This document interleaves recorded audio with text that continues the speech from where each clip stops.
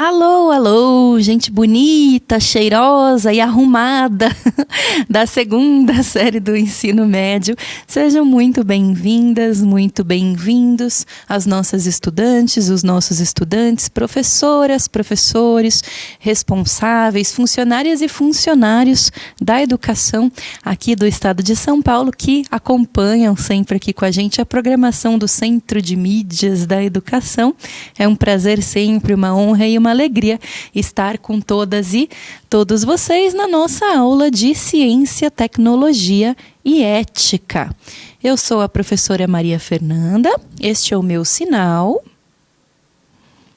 Eu sou uma mulher de pele branca, olhos castanhos, cabelos ruivos, eu tenho 1,70 m de altura e hoje eu estou vestindo uma calça preta, uma camiseta cor verde musgo e um agasalho assim de manga comprida de cor preta. Eu aproveito também esse momento aqui da minha descrição para saudar com todo o carinho do mundo as nossas intérpretes de Libras, a Natália e a Bianca, que estão presentes aqui hoje com a gente, fazendo então a interpretação do conteúdo na nossa aula e democratizando o acesso, né, ao nosso conteúdo aqui do Centro de Mídias para todas as nossas estudantes e os nossos estudantes.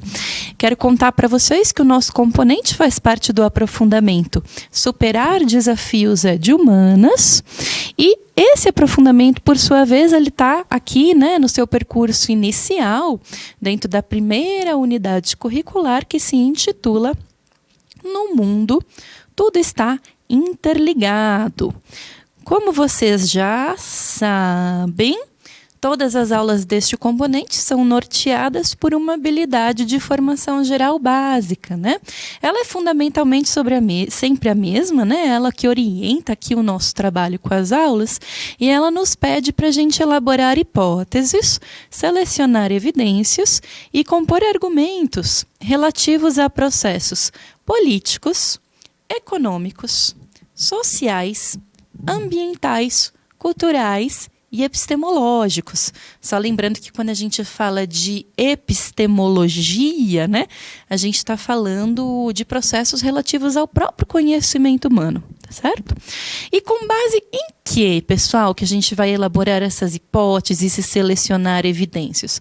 Com base na sistematização de dados e informações que a gente foi trazendo e apresentando aqui ao longo do nosso curso, né? E vocês devem ter percebido que no decorrer da nossa trajetória aqui, que agora já vai assim começando a se encaminhar para o final, a gente trabalhou com informações e dados de diferentes naturezas, né? Desde textos e citações filosóficas, sociológicas, expressões artísticas, documentos históricos, de tradições orais, tabelas, enfim, a gente trouxe aqui uma miríade, né, de diferentes áreas do conhecimento para ir compondo, né, o nosso repertório dentro do curso de Ciência, Tecnologia e Ética.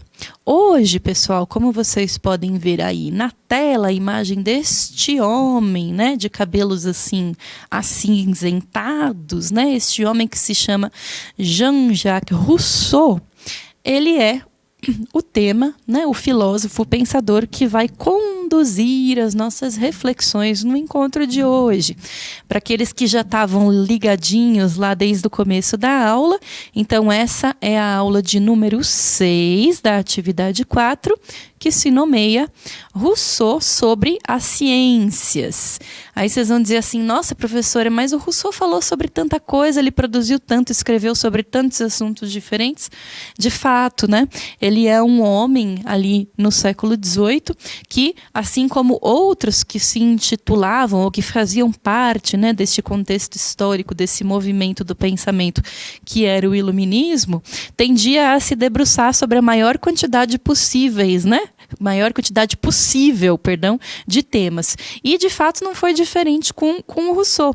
Então, lá em 1762, ele escreve Do Contrato Social, que é uma das suas obras até hoje mais célebres, mais lidas e debatidas, né? Anteriormente, ele já tinha escrito o discurso sobre a origem e os fundamentos da desigualdade entre os homens, e um pouco antes ainda, em 1750, portanto lá na metade do século XVIII, ele escreveu esse texto que vai servir aqui como orientador, né, sobre o qual a gente vai se debruçar na aula de hoje, que é o discurso sobre as ciências e as artes, tá certo? Quem foi esse homem Jean-Jacques Rousseau, de que tanto se fala, né? Ele foi um filósofo, foi um escritor e ele foi também um compositor.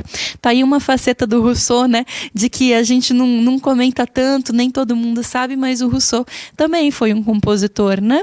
De música clássica, lá no século XVIII. Ele nasceu em 1712 e ele morreu em 1778. Portanto, uma década, né? Uma década e um ano antes da irrupção aí da Revolução Francesa na França. Óbvio, né? Da Revolução Francesa na França. Não diga, professora. Então, ele alimenta, né, os revolucionários, digamos assim, com as suas ideias, né, e com as suas obras e com seu pensamento iluminista.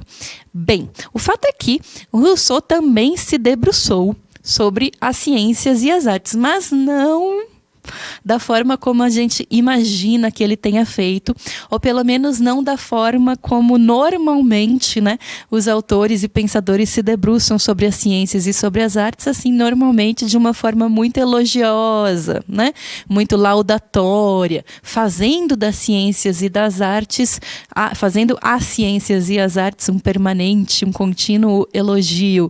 Não é isso que acontece com Rousseau, e é por isso que ele veio habitar o nosso curso. Afinal de contas, na nossa atividade 4, a gente está fazendo uma trajetória em que a gente vai levantando, né, trazendo o pensamento de diferentes autores que ao longo do tempo fizeram alguma espécie de crítica, né, contra as ciências e as artes, o que não é lá muito comum, tão fácil assim de se encontrar, mas o Rousseau está entre eles, né?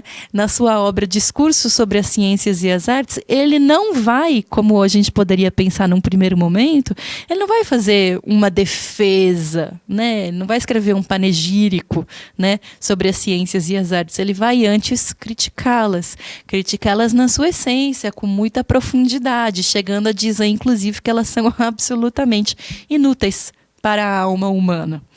Então a gente vai ver como que ele chega nisso, como que ele chega nessa conclusão que não é óbvia, não é trivial e também não é a mais usual, né?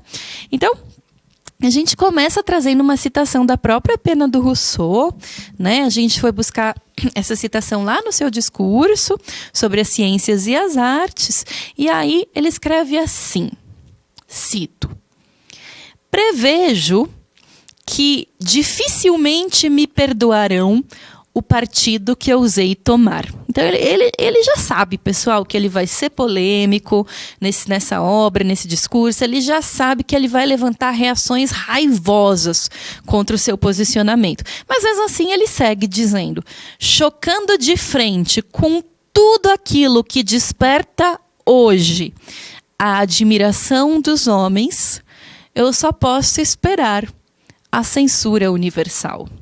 Ele sabe que ele vai fazer uma defesa de uma coisa que vai contra o que a maior parte dos homens admira: as artes e as ciências. Professora, mas assim, o que você quer dizer quando você diz que, nesse momento, no século XVIII, a maior parte dos homens, das pessoas, né, admira as ciências e as artes? Eu quero dizer o que está resumido, o que está expresso com muita eloquência nessa frase do Adam Smith, que também foi um pensador do XVIII, né, ali contemporâneo do Rousseau. O Adam Smith, que foi um pensador inglês, ele disse o seguinte, aspas: "A ciência é o grande antídoto contra o veneno do entusiasmo e da superstição."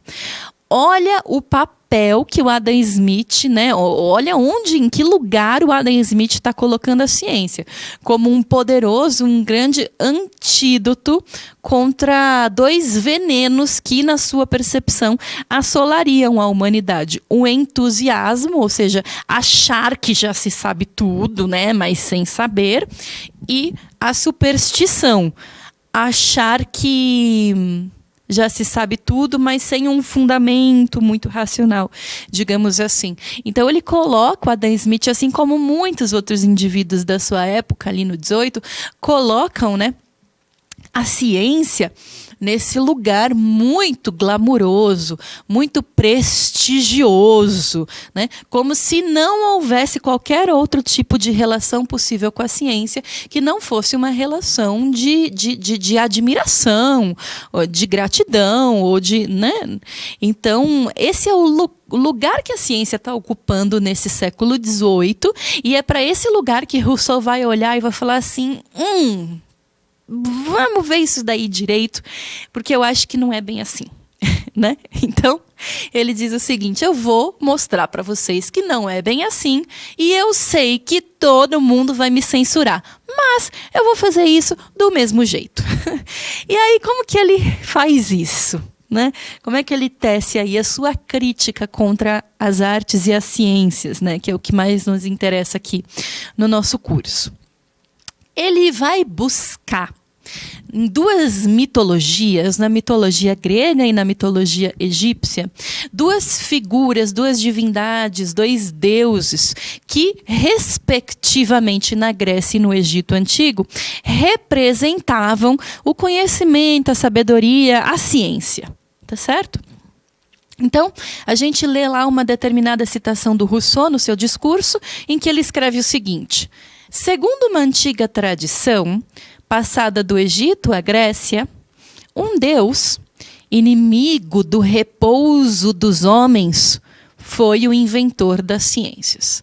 Então, o que o Rousseau está fazendo é tirando todo o glamour, né, do Prometeu, tirando todo o glamour do Thoth, que são esses deuses, né, o Prometeu da mitologia egípcia, né, o Thoth da mitologia Prometeu na mitologia grega e o Thoth na egípcia, né?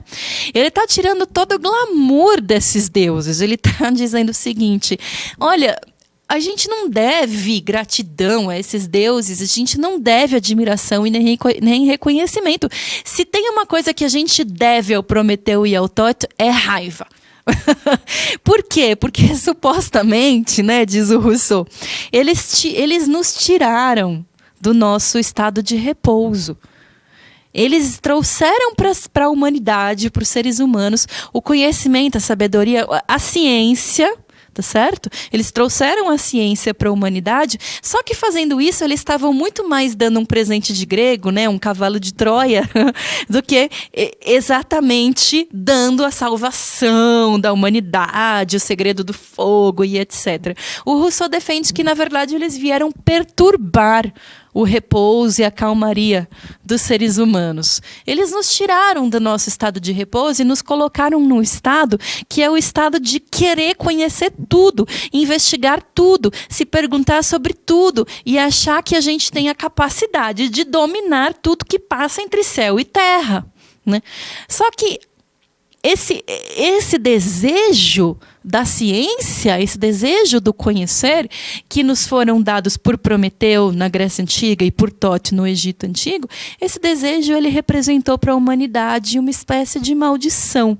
Então, o Rousseau não entende este presente, né, divino literalmente como um presente, e o entende muito mais como o seu oposto, como uma maldição que joga a humanidade num estado perene de intranquilidade, de busca, de incessante insatisfação, né, com o grau de conhecimento que a gente tem a respeito das coisas, sempre desejosa de conhecer mais e mais a fundo o mundo. Tanto é que o Rousseau, a gente segue ainda com uma citação do seu discurso, né?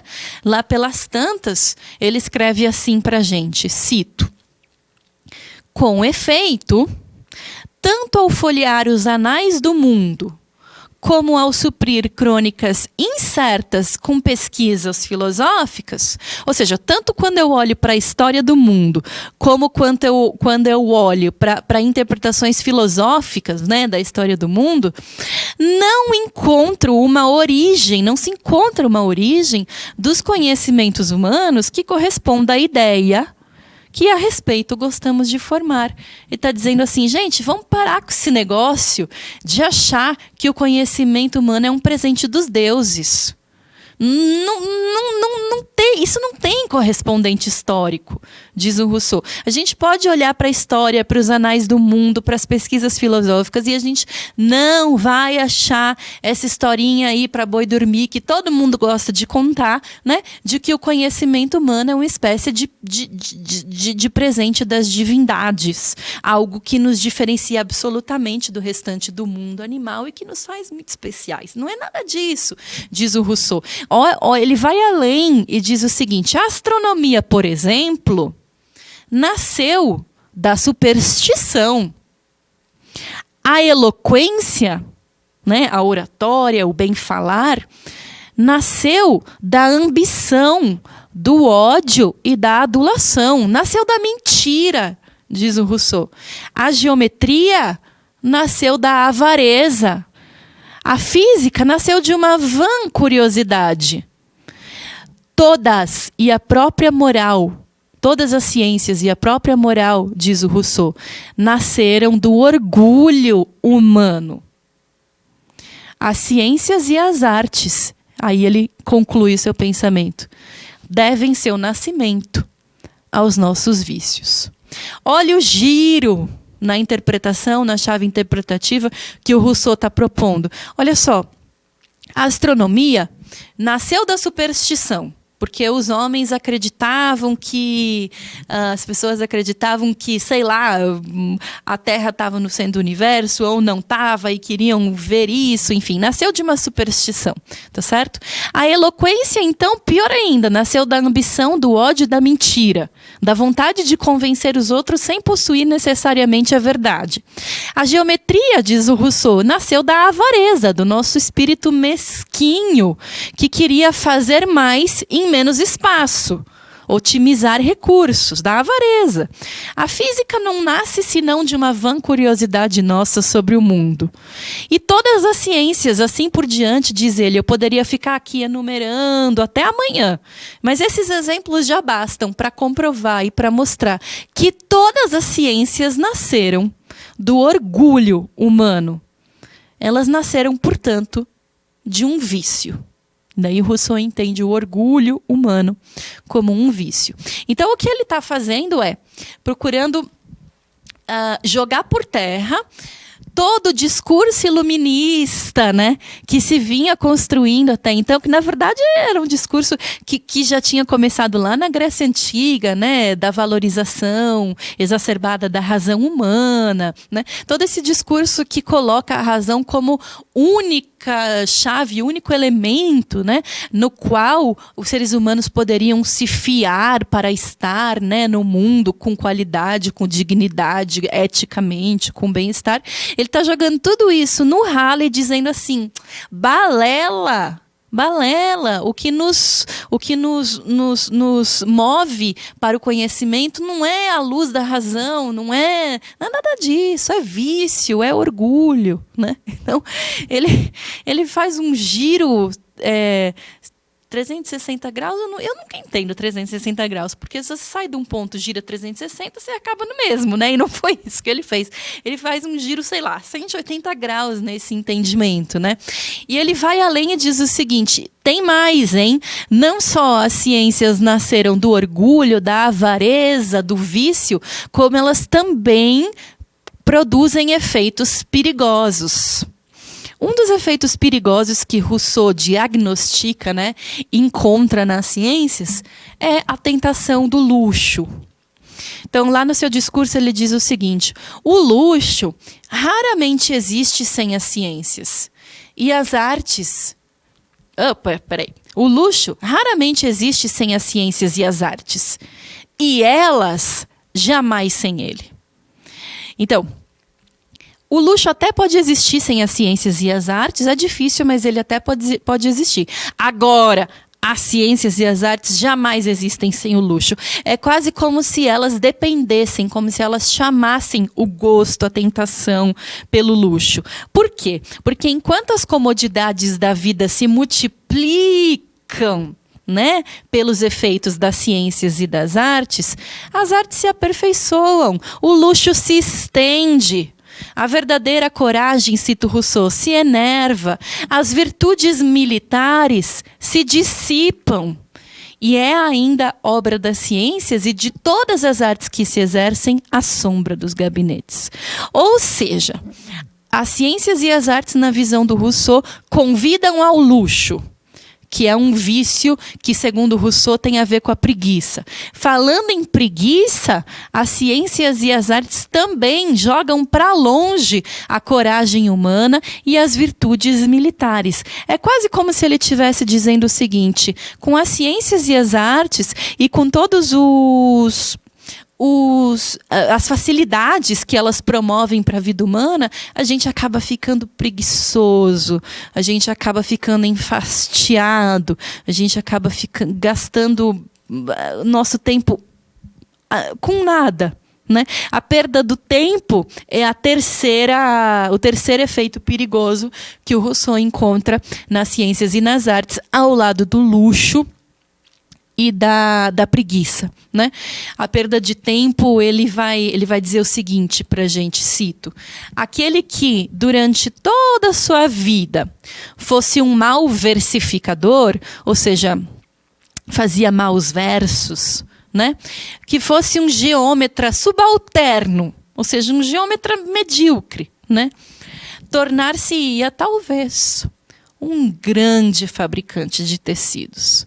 Então, não é interessante que um indivíduo perca o seu tempo sendo um mau artista, um mau versificador. Tampouco é interessante, diz o Rousseau, que o indivíduo perca o seu tempo sendo um mau cientista, ou seja, um geômetra medíocre. É muito mais interessante que ele invista o seu tempo fazendo algo prático, ou seja, tornando-se um grande fabricante de tecidos, por exemplo. Assim, evitar-se-ia ao longo, né, ao curso de toda uma vida, né, de um indivíduo, que ele acumulasse só perdas e mais perdas de seu tempo e de suas capacidades. Sombria, né, a visão que o Rousseau tem das ciências e das artes, né? Essa visão sombria pode nos levar a tirar uma conclusão errônea. Vejam aí na tela. A pergunta que eu coloco para vocês, né, depois de todo esse caminho que percorremos juntas e juntos, é a seguinte: então, quer dizer que, na perspectiva do Rousseau, devemos abandonar toda a ciência? Ué, porque se ele faz tão mau juízo das ciências e das artes, isso quer dizer, professora, que na visão dele a gente tem que abandoná-las, não é? Não. Coloquei aí a resposta. Não. Vamos citar o Rousseau para a gente justificar a negativa dele, que parece tão paradoxal? Lá no seu discurso ele escreve: se é necessário permitir que os homens se entreguem ao estudo das ciências e das artes, então que sejam exclusivamente os que se sentem com forças para caminhar a sós sobre as suas pegadas e ultrapassá-las. É a esse pequeno número que cabe levantar monumentos à glória do espírito humano. Ele está dizendo o seguinte: eu já entendi, tá, que a ciência e as artes são um caminho sem volta. Eu já entendi que por mais... Rousseau, né? Eu já entendi que por mais que eu esperneie, sempre vão ter aqueles que vão se dedicar às ciências e às artes. Então, se é para aceitar isso, se é para ter gente se dedicando às ciências e às artes, então que seja um pequeno número dos melhores, nessas áreas. Então, que sejam só aqueles indivíduos que se entreguem exclusivamente às ciências e às artes e que possuam capacidades nessas áreas para caminhar sobre os seus próprios pés, para caminhar a sós sobre as suas pegadas e, quem sabe, inclusive, para ultrapassar outras pegadas que já foram deixadas por cientistas e artistas anteriores, tá? Então, não precisamos abandonar toda a ciência. Entretanto, é preciso se acautelar, né? É preciso tomar cuidado para que não saia um monte de gente praticando as ciências e as artes, mas que reservemos essas atividades, né? Tão maléficas na visão do Rousseau, né? Apenas para alguns, os mais capacitados, as mais capacitadas, certo? Aí ele segue assim: quanto a nós, homens vulgares. Olha como que o Rousseau ele era humilde. Ele não se colocava na categoria de um grande filósofo, né? Ele se colocava junto com a gente no balaio de homens vulgares, ou seja, pessoas comuns, né? Quanto a nós, homens vulgares, para quem os céus não repartiram tão grandes talentos, como para os grandes cientistas ou artistas, por exemplo, limitemo-nos a bem cumprir os nossos. Não temos necessidade de saber mais. É o seguinte, se os céus não nos deram grandes capacidades para nos dedicarmos à ciência e às artes, então vamos aceitar isso e vamos nos limitar a cumprir as nossas atribuições com zelo, com cuidado e com comprometimento. Já que, diz o Rousseau, nós já sabemos tudo de que precisamos saber para viver. Não temos a necessidade de saber mais. Essa afirmação é polêmica. Por isso que eu coloquei aí embaixo uma perguntinha para vocês que diz o seguinte: você concorda com essa ideia de Rousseau? Se sim ou se não, justifique por quê. Em um minutinho a gente já se encontra.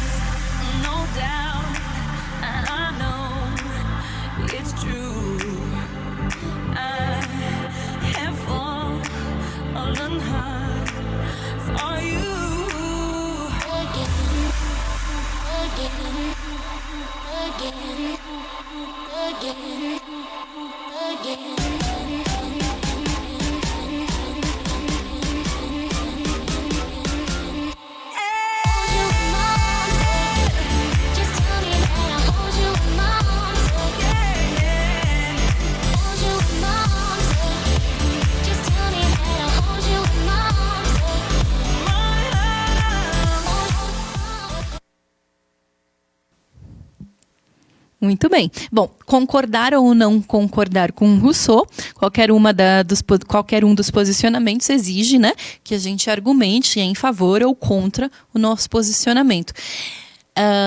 Também não é algo que a gente precise construir em um minuto, né? Vocês, em sala de aula, com a orientação, né, da professora, do professor de vocês, poderão debater para formular posicionamentos mais precisos, com mais argumentos, né? Para quem se interessou especialmente sobre esse tema, eu deixo aqui na tela algumas sugestões, né, de textos em que vocês poderão se aprofundar.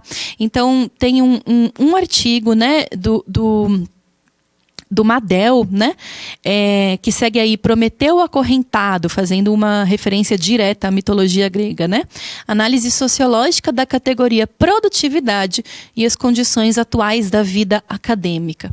O que vai ser feito nesse artigo é discutir um pouco a questão da exigência da produtividade exacerbada nas ciências, e aí a visão de Rousseau pode ser uma chave, né, para a gente entender esse tema. E por fim, como está em domínio público, deixo linkado aí para vocês também o discurso completo sobre as ciências e as artes em que a gente se debruçou aqui na aula de hoje. Fica também o roteiro do estudante como uma sugestão de atividade para que, em grupos, vocês elaborem uma síntese das diferentes perspectivas críticas a razão, que foram elaboradas pelos autores vistos ao longo da atividade. Rousseau é um deles, mas não é o único, tá certo? Então, tragam aí, a partir das anotações da memória de vocês também, né, as elaborações, né, de outros autores nesse sentido. Registros no caderno são sempre bem-vindos e eu vou me despedindo de todas e todos vocês com muito, muito carinho. Cuidem-se muito. Não deixem de avaliar a aula de hoje, por gentileza. Um grande, grande abraço e até breve.